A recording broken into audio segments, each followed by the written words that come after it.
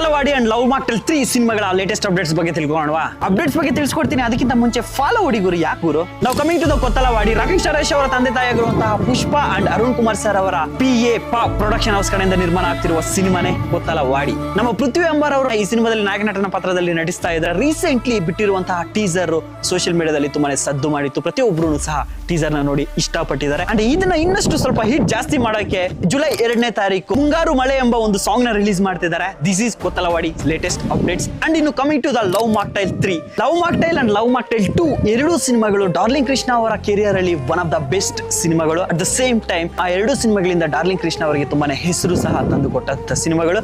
And ಸಿಕ್ಕಾಪಟ್ಟೆ ಸಿನಿಪ್ರಿಯರ ಮನಸ್ಸುಗಳನ್ನ ಗೆದ್ದಂತಹ ಸಿನಿಮಾಗಳು ಸಹ ಹೌದು.